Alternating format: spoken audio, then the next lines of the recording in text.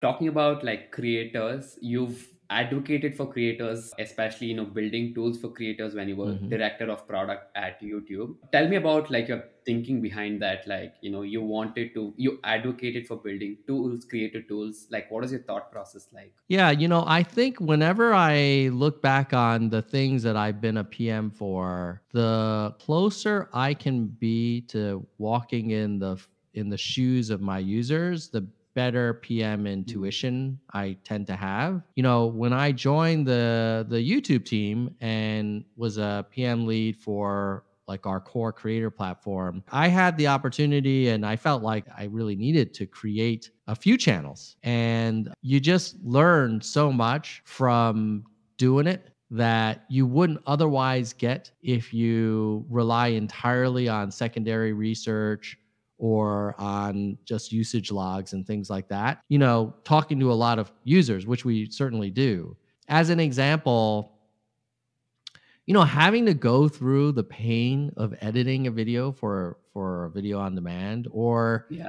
having to go through the process of finishing your live stream and then looking at the analytics and trying to figure out what's going on, or having to go through engaging in the comments, or you know getting mixed feedback in the comments, like that's something that you can intellectually understand, but if you've not done it, or even Mm, like the difficulty of getting your first 100 subscribers, like right. I still remember meetings where people were like, "Oh, well, you just share it out on Facebook and you get your first 100." I'm like, "What are you talking about? Like that is not how, it's much harder." And Yes.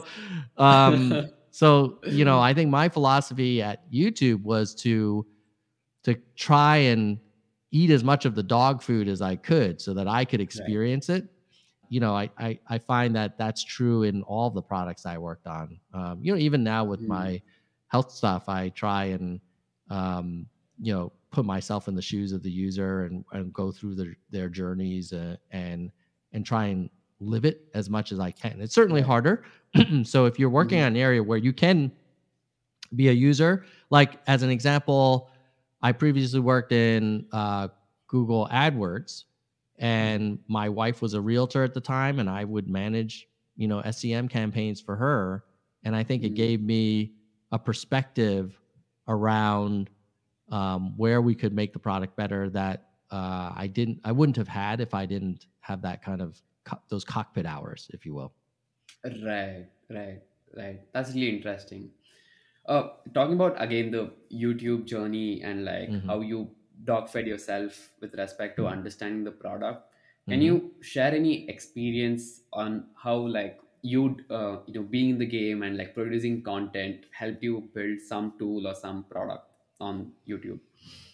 Um, yeah. So one thing that often came up from user feedback and research was the um, desire for more real time analytics, Mhm. and up to the second, ideally, on impressions or views or whatever, likes or comments or whatever.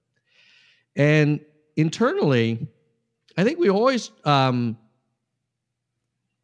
had to kind of think about how to interpret that request, because on the one hand you could say, hey, a creator should not be so twitchy, like in terms of like they shouldn't respond so quickly to just any little piece of data, because it's statistically insignificant sometimes, or there's natural fluctuations.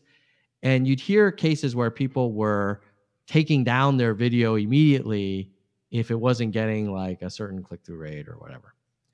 And so you could understand why there was a perspective of like, no, and the other thing is like, it's technically very expensive and challenging to offer a wide variety of real time data to every creator on the platform.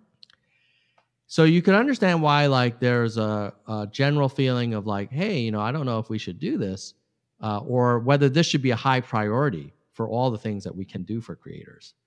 However, when you have yourself spent many, many hours producing content for a given video, and then you upload it, and then you yourself are finding yourself staring at that analytics tab, looking at data as it's coming in by the second, you kind of understand in a level why people want that. And it's because, like, hey, I want to make Right. sure nothing went way off, nothing went wrong. Did I screw up the tags or the title, or is my thumbnail just completely not resonating? Or did I publish it in a way that accidentally I publish it as a private video or whatever, like you're just, or hey, I wanted to promote it on Twitter and I want to see if there's with any follow through. There's like a million legitimate, completely reasonable rationale for why you want more real time data.